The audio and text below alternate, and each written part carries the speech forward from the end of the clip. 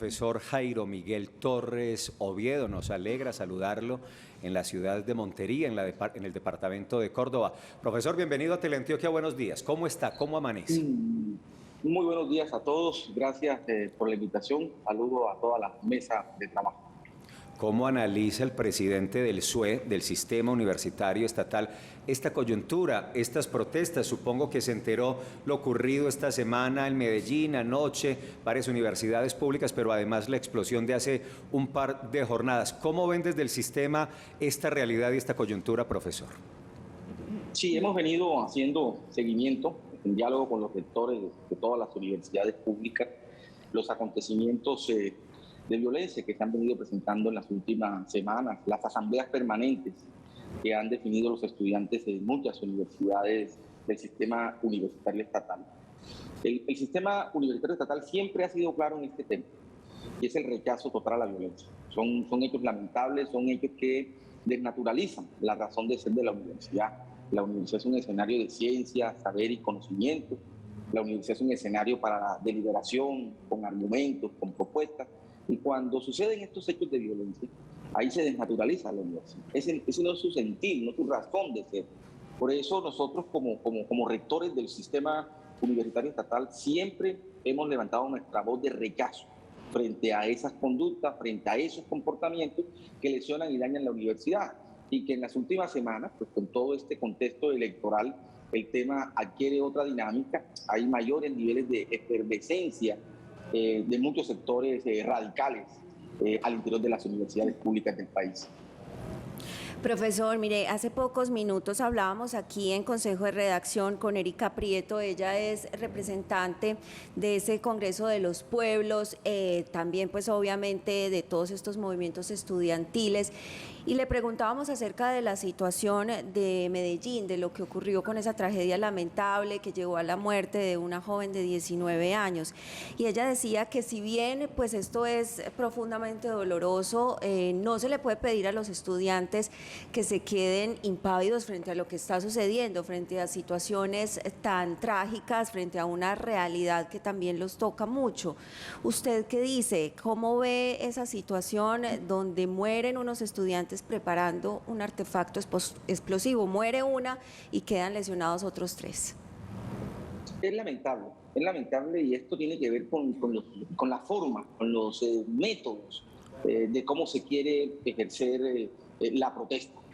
Creo que si ustedes hacen una trazabilidad de lo que ha sido esta conducta repetitiva en las universidades públicas, van a encontrar siempre la posición de los rectores frente al tema. Nosotros no negamos, creo que la sociedad en su conjunto no niega que la protesta sea un derecho que se pueda ejercer, que los jóvenes con su rebeldía, con su alegría puedan protestar, exigir, reivindicar derechos. Eso no se desconoce, eso no se niega. Pero cuando se recurre a estos métodos de violencia, las consecuencias y los resultados son los que ustedes muy bien describen. Y esto es repetitivo. Hace el año pasado, antes de la pandemia, sucedió en la Universidad del Valle el mismo episodio, manipulación de explosivos y con los efectos que eso tiene para la vida de estudiantes, otros quedan lesionados de por vida. Así que nosotros hemos dicho, son las formas, son los métodos, no es la violencia la forma de reivindicar derechos, no es la violencia la forma de ganar espacios o posiciones en el escenario social. La universidad es abierta, la universidad es un escenario plural. Nosotros en las universidades somos respetuosos de esas expresiones, pero cuando usan la violencia expresada de esa manera, pues cualquier protesta se deslegitima, cualquier protesta se desnaturaliza, y se desnaturaliza la universidad porque esa no es su razón de ser. La universidad tiene que proponer permanentemente al país frente a los grandes temas y problemas de la vida nacional. Y esa es la función de los universitarios, de los estudiantes, de los profesores, de los investigadores. Es cómo nosotros desde la ciencia que generamos estamos pensando y leyendo el país y estamos proponiendo del país. Pero cuando suceden estos hechos que son lamentables, con consecuencias de vidas humanas, por supuesto que allí estamos diciendo, esos no son los métodos, esas no son las vías, las rechazamos y demos ejemplo de racionalidad. Y la racionalidad en el mundo universitario es la deliberación pública, es la argumentación racional. Profesor, pero más allá de eso que se dice, que obviamente rechazar el uso de esos artefactos explosivos, ¿qué medidas reales toman las universidades para evitar el uso dentro de los planteles? Bueno, mire, aquí ese es un tema, una pregunta que es repetitiva y nosotros siempre lo hemos dicho. Cuando uno mira el contexto de las universidades, mira el contexto social, aquí hay responsabilidades de los organismos competentes. Es decir, en un ordenamiento jurídico, los actores, las instituciones de ese ordenamiento jurídico tienen responsabilidad. Y muchas veces se cree que son los rectores de las universidades o las administraciones de las universidades las que deben asumir ciertas acciones frente a esto. Cuando ustedes miran estos actos, miran estos hechos, esto tiene que ser investigado. Y tiene que ser investigado por los organismos de inteligencia del Estado. Porque cuando nosotros los rectores asumimos esa función, pues estamos saliendo de nuestras competencias. Nosotros al interior de las universidades generamos todo tipo de estrategias de carácter educativo, porque es nuestra razón de ser, tratando de entender que esas no son las formas, esas no son las vías. Pero si ustedes miran esto, se dan cuenta que esto es repetitivo. Y uno dice, ¿dónde están los resultados? ¿Dónde está la inteligencia? ¿Dónde está la contrainteligencia? Sí, porque aquí son actos ya de violencia. Y eso no corresponde al mundo universitario y la sociedad tiene que rechazarla. Entonces yo creo que aquí son otros actores que tienen que esclarecer esto. Son otros actores de la vida jurídica del país, de la institucionalidad del país, que tienen que investigar. Estas conductas se han hecho repetitivas, yo siempre lo he dicho, porque no hay sanciones ejemplarizantes. Y entonces, como no hay sanciones ejemplarizantes frente a quienes cometen estas conductas, pues la conducta se reafirma, se vuelve repetitiva. Entonces, aquí nosotros como rectores del sistema universitario estatal reafirmamos ese llamado. Aquí hay autoridades competentes que deben investigar y esclarecer estos hechos. Y si son estudiantes de la universidad quienes están al frente de estos hechos, porque son sujetos encapuchados, pues la universidad automáticamente procederá, de acuerdo a su reglamento, con los procedimientos que haya lugar. Profesor, hay un concepto unánime de ustedes para permitir por parte de los rectores la militarización o que la policía entre a los claustros universitarios, o cada rector es autónomo en esa decisión? Nosotros siempre, los rectores que nos congregamos permanentemente, por el 23 nuevamente nos vamos a congregar en el Consejo Nacional de Rectores. Esos son temas que analizamos. Hemos tenido una posición muy clara y esto tiene precedentes que así lo evidencian. Nosotros no estamos de acuerdo con la militarización de las universidades. Y no estamos de acuerdo porque cuando la fuerza pública ha ingresado a los campus universitarios, termina violentando derechos de otras personas de la vida universitaria, de la comunidad universitaria, que no están involucrados en estos hechos. Y es entendible, porque si ese es el ESMAD que entra, pues el ESMAD es una fuerza de choque, y ahí no hace preferencias por nadie. Entra a controlar un desmán, entra a controlar una situación caótica, y las consecuencias cuando eso ha sucedido ha sido mayor violencia. Nosotros lo que hemos dicho, lo que hemos planteado es, no queremos la militarización de los campus universitarios, lo que queremos es que los organismos de inteligencia del Estado hagan las investigaciones que hayan lugar y se puedan esclarecer muchos de estos hechos en materia de quiénes son los responsables. Miren, nosotros nunca hemos sabido quiénes son los responsables o quiénes son los ideólogos o los autores intelectuales de estas conductas. Entonces yo creo que el Estado tiene herramientas legales, constitucionales, para esclarecer esto. No es la militarización. Nosotros rechazamos la militarización de los campus universitarios porque eso genera mayor violencia al interior de los mismos.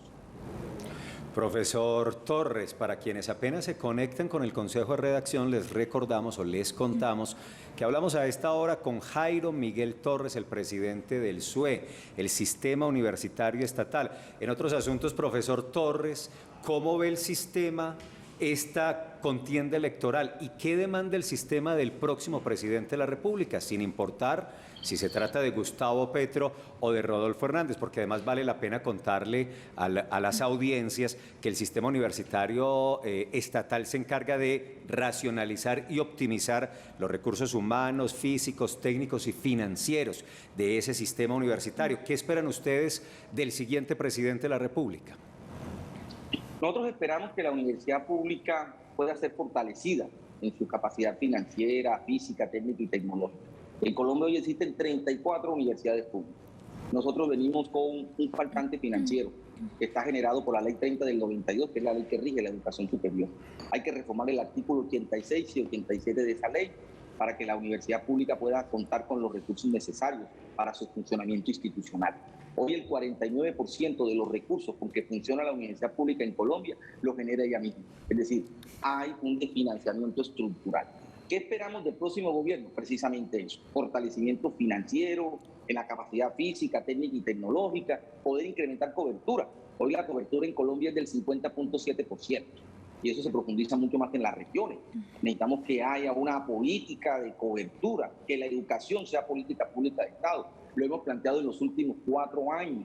Y con los candidatos presidenciales hicimos foros y presentamos nuestras propuestas. Una de ellas, la reforma del artículo 86 y 87. Así que nosotros esperamos que independientemente quién llegue al gobierno, quién asuma las riendas del Estado, pues aquí hay un problema social en materia de educación superior pública que requiere la atención. En consecuencia, Profesor, pues, escúcheme, le interrumpo, pero esos requerimientos, esas necesidades, esas urgencias se ven en los planes de gobierno de Gustavo Petro o de Rodolfo Hernández. ¿Están allí insertos esos requerimientos? Pues nosotros, en los documentos que hemos entregado y en los foros que hemos realizado, lo que hemos encontrado de la propuesta del doctor Petro es que él dice incrementar los recursos para educación superior de 4 a 14 millones de pesos.